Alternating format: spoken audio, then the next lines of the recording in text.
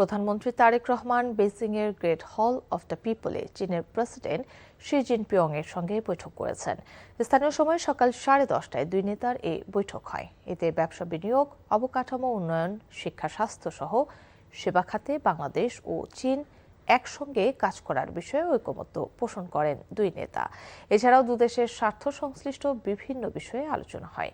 এর আগে চীনের টিয়েনআনমেন স্কোয়ারে পুষ্পস্তবক অর্পণ করেন প্রধানমন্ত্রী তারেক রহমান। চীন থেকে আরও জানাচ্ছেন হাসান মাহমুদ। স্বনির্ভর অর্থনীতি আর স্বকীয় সংস্কৃতির দেশ চীন সফরের শেষ দিনটা প্রধানমন্ত্রী তারেক রহমান শুরু করেছিলেন চীনের জাতীয় বীরদের সম্মান জানানোর মধ্য দিয়ে। 1900 ও 20 শতাব্দীতে চীনের স্বাধীনতা, সার্বভৌমত্ব ও সমাজতান্ত্রিক বিপ্লবে প্রাণ বিসর্জনকারী বিপ্লবী বীরদের স্মৃতির প্রতি বেদিতে শ্রদ্ধা নিবেদন করেন তারেক রহমান।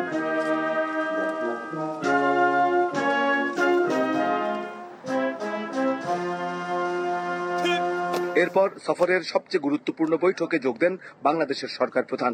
চীনের রাজসিক গ্রেট হলে বৈঠকে বসেন বাংলাদেশের প্রধানমন্ত্রী এবং চীনের প্রেসিডেন্ট শি জিনপিং। দুই দেশের স্বার্থ সংশ্লিষ্ট বিভিন্ন বিষয় আলোচনায় উঠে আসে বৈঠকে। ব্যবসা, বিনিয়োগ, অবকাঠামো উন্নয়নের বিষয়গুলো স্থান পায় আলোচনায়। বাংলাদেশের নদী ব্যবস্থাপনা, সেবা খাত সহ বিভিন্ন ইস্যুতে একসাথে কাজ করতে চায় ঢাকা ও বেইজিং। পরে চায়না কমিউনিস্ট পার্টির ঐতিহাসিক মিউজিয়াম পরিদর্শন করেন প্রধানমন্ত্রী তারেক রহমান। এছাড়া ন্যাশনাল পিপলস কংগ্রেসের স্ট্যান্ডিং কমিটির সদস্যদের সাথে সৌজন্য সাক্ষাৎ করেন প্রধানমন্ত্রী।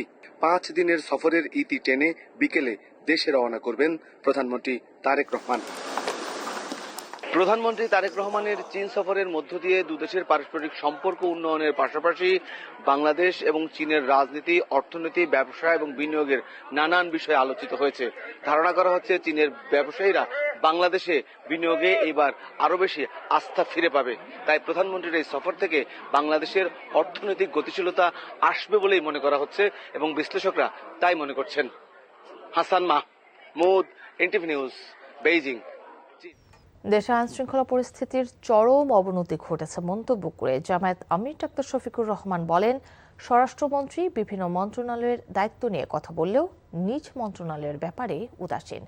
রাজধানীর আল ফালাহ মিলনায়তনে জামায়াত ইসলামীর কেন্দ্রীয় মজলিসে শুরার বৈঠকে দলটির আমির ডাক্তার শফিকুর রহমান অভিযোগ করেন, স্বরাষ্ট্রমন্ত্রী নিজের দায়িত্ব যথাযথভাবে পালন করছেন না। তিনি বলেন, বিএনপি গণভোটের রায় না মানায় জাতীয় জীবনে সংকট তৈরি হয়েছে। এ সময় গণভোটের রায় বাস্তবায়ন করতে জনগণকে সঙ্গে নিয়ে প্রতিরোধ গড়ে তোলারও হুঁশিয়ারি দেন তিনি। সরকারের ইতিবাচক কর্মকাণ্ডে বিরোধী দলের সহযোগিতার আশ্বাস দিয়ে ডাক্তার শফিকুর রহমান বলেন, জাতীয় স্বার্থে সংসদে দায়িত্বশীল ভূমিকা রাখবে জামায়াত ইসলামী। তবে সরকার জনগণের বিরুদ্ধে কোনো পদক্ষেপ নিলে সংসদে ও রাজপথে তার প্রতিবাদ অব্যাহত থাকবে। আমাদের দুর্ভাগ্য যে আমাদের একজন স্বরাষ্ট্রমন্ত্রীও আছে, তিনি সকল মন্ত্রণালয়ের দায়িত্ব সংসদের ভিতরে পালন করেন যখনই সুযোগ পান, কিন্তু তার আপন মন্ত্রণালয় এটার দিকে নজর দেওয়ার কোনো সুযোগ নেই। মানুষের জীবনের নিরাপত্তাই না থাকে, এটা কিসের সমাজ? এটা তো সমাজের প্রথম শর্ত।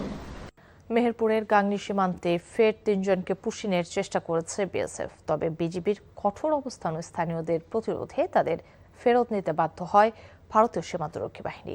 ভোরে গাংনী উপজেলার কাথুলি ইউনিয়নের রাধা গোবিন্দপুর ধলা সীমান্ত দিয়ে 3 জনকে পুশিনের চেষ্টা করে বিএসএফ।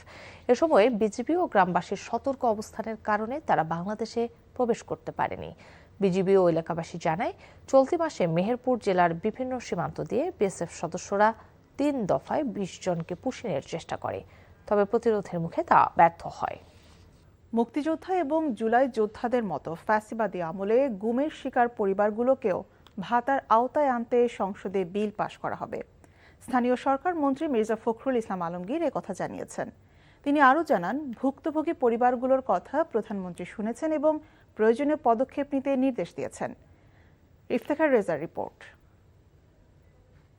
আমরা যদি তাদের কষ্ট ধারণ করতে না পারি তাহলে আমাদের জন্য আবারও কষ্ট অপেক্ষা করবে, সেটা আমি বলে দিলাম আপনাদের। একদিন দুদিন নয়, বাবাকে ছাড়া কেটে গেছে যুগ। নিষ্পাপ কান্নায় শুধুই বাবাকে খুঁজে ফেরা, কান্নাই যেন নিত্যদিনের সঙ্গী। বেঁচে আছেন নাকি মারা গেছেন জানা নেই পরিবারের।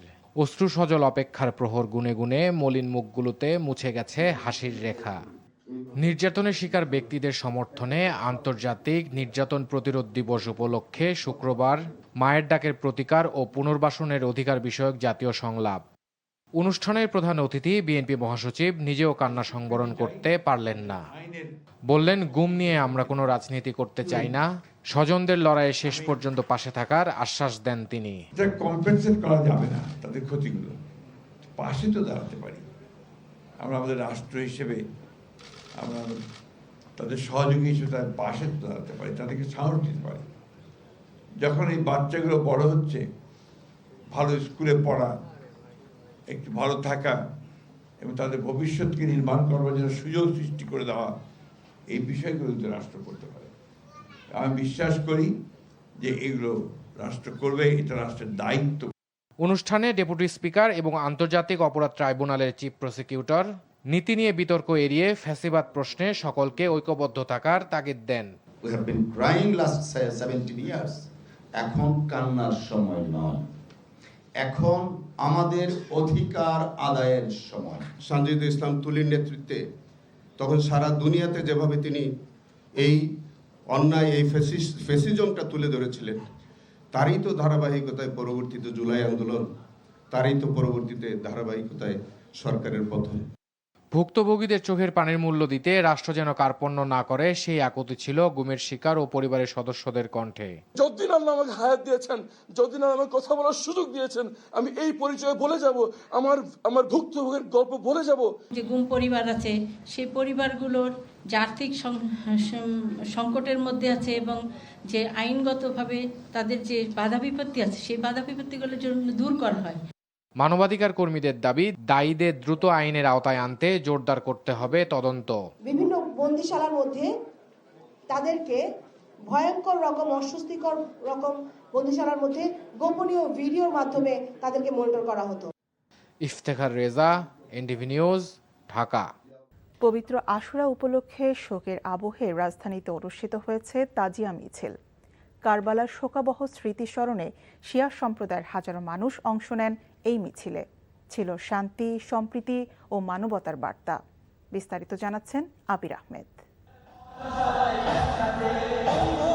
এই মাতম শোকের, অন্যায়ের বিরুদ্ধে প্রতিবাদের, সত্য, ন্যায় আর ইসলামের আদর্শকে সমুন্নত রাখার অঙ্গীকারের। এ যেন মনে করিয়ে দেয় 61 হিজরির সেই হৃদয় বিদায়ক কারবালার ঘটনা। মহানবী হজরত মুহাম্মদ সাল্লাল্লাহু আলাইহি আসাল্লামের দৌহিত্র ইমাম হোসেন পরিবার পরিজন ও সঙ্গীদের নিয়ে ইয়াজিদের অন্যায়ের কাছে মাথা নত না করে শাহাদাত বরণ করেন।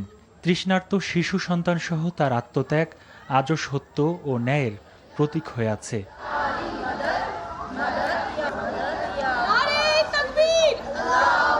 10 মহররম পবিত্র আশুরার সকালে রাজধানীর বিভিন্ন জায়গায় জড়ো হন হাজারো শিয়া মতাবলম্বী।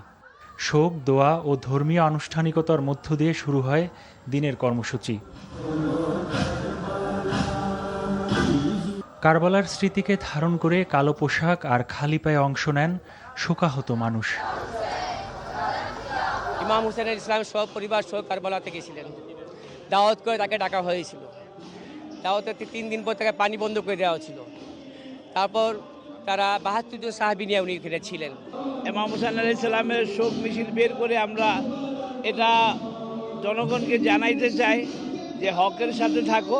আশুরা উপলক্ষে রাজধানীর হোসেনী দালান ও মোহাম্মদপুর থেকে বের হয় তাজিয়া মিছিল। কঠোর নিরাপত্তার মধ্য দিয়ে নগরের বিভিন্ন সড়ক প্রদক্ষিণ করে মিছিলটি। আমরা হযরত মুহাম্মদ সাল্লাল্লাহু আলাইহি সাল্লামের দৌহিত্র ইমাম হোসেন আলাইহিস সালামের জন্য আজকে আমাদের এই শোক যাত্রা আর কি। ধর্মভিত্তিক কোনো বিদ্বেষ না করে আমরা যেন মুসলমান ভাই ভাই করে একসাথে আমরা থাকতে পারি। শোকের এই দিনটি শুধু অতীতের একটি ঘটনা স্মরণ নয়, বরং সত্য, ন্যায়, ত্যাগ ও মানবতার চিরন্তন বার্তা নতুন প্রজন্মের কাছে পৌঁছে দেওয়ারও এক গুরুত্বপূর্ণ উপলক্ষ। আবির আহমেদ, এনটিভি নিউজ, ঢাকা। প্রতিবেশী দেশ ভারত যেভাবে সীমান্তে পুশিনের চেষ্টা করছে তা যথাযথ নয় বলে মনে করেন স্বরাষ্ট্রমন্ত্রী সালাউদ্দিন আহমদ। দুপুরে রাজধানীর ওসমানী স্মৃতি মিলনায়তনে মাদকদ্রব্য নিয়ন্ত্রণ অধিদপ্তরের অনুষ্ঠান শেষে সাংবাদিকদের তিনি একথা বলেন। যদি কোনো বাংলাদেশি সে দেশে থাকে তাহলে পররাষ্ট্র মন্ত্রণালয়ের মাধ্যমে তালিকা দিলে তা যাচাই বাছাইয়ের মাধ্যমে পদক্ষেপ নেওয়া হবে বলে জানান মন্ত্রী। সাবেক আইজিপি বেনজির আহমেদ প্রসঙ্গে তিনি বলেন, দুবাই সরকারকে নথিপত্র পাঠানো হয়েছে, তবে দেশটি এই বিষয়ে নতুন কোনো তথ্য দেয়নি। জেলা প্রশাসন এবং অন্যান্য আইন প্রয়োগকারী সংস্থার এটা বর্ডার ইস্যুটা দুই দেশের মধ্যে সবসময় একই রকম অবস্থায় থাকে তেমন নয়। আমরা পশ্চিম ঠেকানোর জন্য সতর্ক আছি। আমাদের বিজিবি খুব প্রশংসনীয় কাজ করছে। যেহেতু পশ্চিমবঙ্গে একটা নির্বাচন হয়েছে, নির্বাচন পরবর্তীতে নতুন ওখানে স্টেট গভর্নমেন্ট আসীন হয়েছে, তাদের কিছু হয়তো নির্বাচনী এজেন্ডা ছিল, সেই হিসাবে হয়তো তারা এটা প্রদর্শন করতে পারে যে তারা বিদেশি নাগরিক থাকলে করবে, ফেরত পাঠাবে। সিলেটের হযরত শাহজালাল রাদিয়াল্লাহু আনহুর দরগার উন্নয়ন ও দানের টাকা ব্যবস্থাপনায় স্বচ্ছতা নিশ্চিত করতে সমন্বিত উদ্যোগ নেওয়া হয়েছে বলে জানিয়েছেন বাণিজ্য মন্ত্রী খন্দকার আব্দুল মুক্তাদির। সকালে সিলেট সার্কিট হাউসে আয়োজিত জরুরি সভা শেষে সাংবাদিকদের সঙ্গে কথা বলেন মন্ত্রী। মাজারের টাকা ব্যয় ব্যবস্থাপনায় কাঠামো নির্ধারণ করা হয়েছে বলেও জানান বাণিজ্য মন্ত্রী। জানান, আর্থিক হিসাবে স্বচ্ছতা আনতে ঐকমত্যে পৌঁছেছেন সবাই। এদিকে বাণিজ্য মন্ত্রীর নেতৃত্বে বিভাগীয় ও জেলা প্রশাসন, পুলিশ প্রশাসন, সিলেট সিটি কর্পোরেশন, সিলেট উন্নয়ন কর্তৃপক্ষ এবং দরগা মসজিদ মাদ্রাসার প্রতিনিধিদের সমন্বয়ে কমিটি গঠন করা হয়েছে। কমিটি আগামী 1 মাসের মধ্যে কর্মপন্থা নির্ধারণ করবে। আগামী দিনে কিভাবে সামগ্রিক ব্যবস্থাপনাটা একটা স্বচ্ছ প্রক্রিয়ায় সম্পন্ন হবে সেটা ঠিক করার জন্যই আজকে আমরা একটা কমিটি করে দিলাম, একটা কাঠামো করলাম। ইনশাল্লাহ আগামী 1 মাসের মধ্যেই এই কমিটি তার কাজ সম্পন্ন করবেন এবং সেই স্থিরীকৃত পদ্ধতিটি আমরা সারা দেশের মানুষের কাছে উপস্থাপন করব আপনাদের মাধ্যমে।